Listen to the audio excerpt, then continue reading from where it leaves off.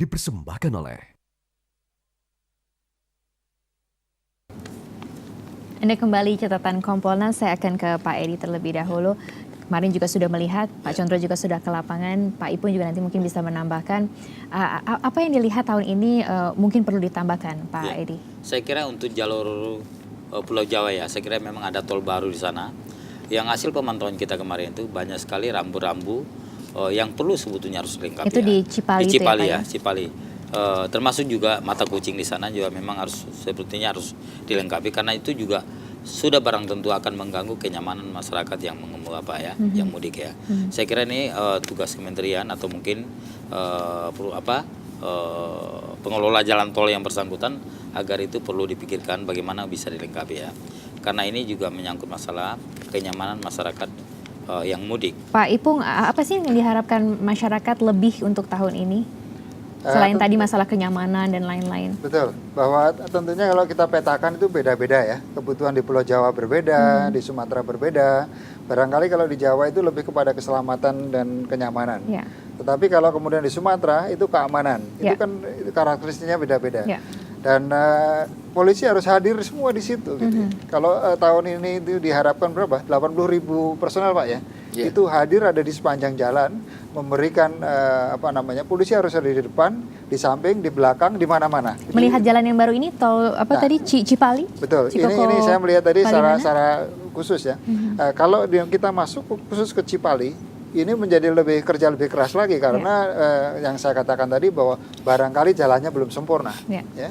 Itu pertama, dan kemudian rambu dan marka juga barangkali juga belum sempurna. Artinya kehadiran polisi harus lebih ada di sana. Jangan sampai kehadiran polisi itu tidak ada sehingga yang pada mudik itu tidak merasa ditemani gitu ya. Kan sebetulnya kalau katakanlah setiap 5 km ketemu patroli kan rasa nyaman. Itu ada.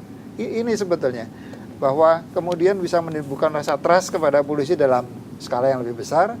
Inilah hadir ada di sana. Kehadiran itu penting bagi 30 juta pemudik itu tadi. Oke, Pak Condro, ini sudah ada catatan-catatan dari Pak Edi dan juga dari Pak Ipung. Tapi kemudian kalau di lapangan sampai sejauh ini memang itu yang dirasakan atau sebetulnya ada hal lain?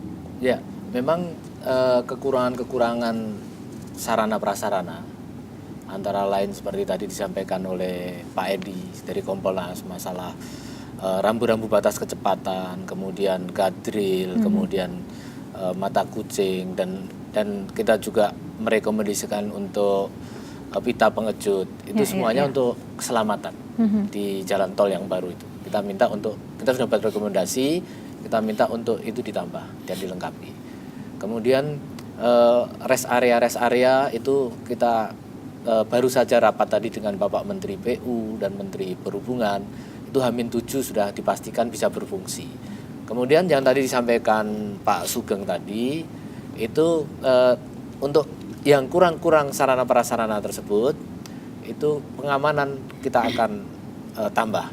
Jadi kita sudah instruksikan kepada seluruh Direktur Lalu Lintas Polda yang memiliki jalan tol, khususnya Jawa Barat, untuk memberikan tambahan personil maupun sarana prasarana mobil patroli untuk kita perkuat di jalur tol yang baru. Yang lintas Sumatera yang dikhawatirkan oleh Pak Ipung tadi? Ya, termasuk kalau lintas Sumatera itu karakteristiknya kan memang gangguannya masalah keamanan, antara lain bajing loncat, kemudian juga gangguan pelemparan batu oleh kepada angkutan-angkutan bus umum lintas Sumatera itu sering juga terjadi. Di situ satuan tugas sudah dibentuk oleh Polda dan jajaran untuk mengantisipasi. Itu ada satgas yang namanya satgas preventif. Itu tugasnya patroli pada daerah-daerah yang di mapping rawan pelemparan, rawan bajing loncat seperti itu. Dan juga ada petugas-petugas yang reserse atau satgas penegakan hukum itu nanti yang akan melakukan penindakan penegakan hukum. Termasuk juga di terminal, di tempat wisata, perbankan seperti itu kan juga rawan menjelang Lebaran, itu rawan orang termasuk rumah-rumah yang ditinggalkan juga. Ya, termasuk rumah-rumah yang ditinggalkan pada saat mudik. Itu juga kalau ada boleh, satu lagi Pak Kakor Lantas misalnya juga kita lihat kemarin itu ya. Masalah ini kan masalah sepeda pemudik yang naik motor ya. Saya kira itu juga menjadi perhatian kita juga mungkin ya. Karena tahun kemarin itu sampai 1.800.000 pemudik sepeda motor ya. Mungkin tahun ini bisa naik, bisa 2 juta. Saya kira mungkin Pak Karol mungkin udah ya.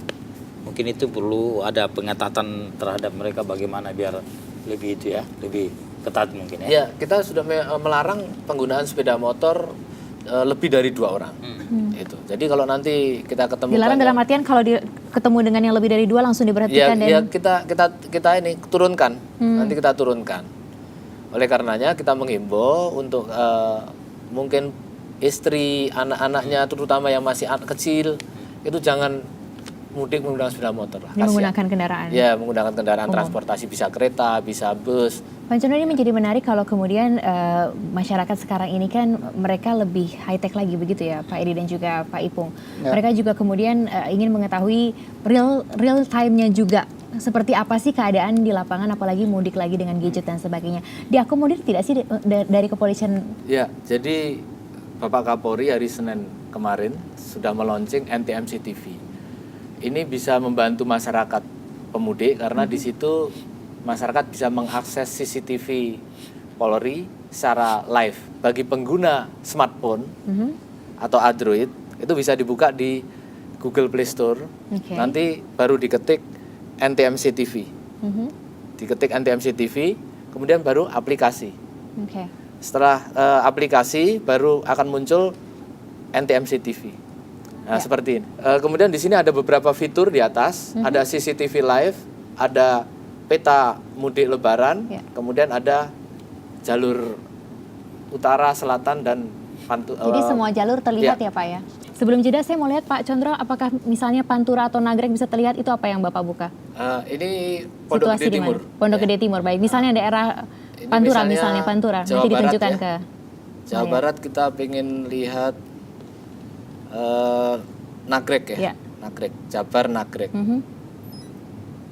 Biar ditunjukkan ke layar kaca seperti apa kondisinya. Sudah muncul? Nah, ini Jabar Nagrek itu kondisi malam hari. Silakan pemirsa supaya bisa lihat. Ini kondisi malam hari ya.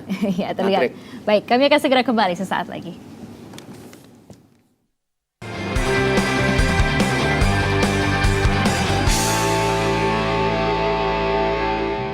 Dipersembahkan oleh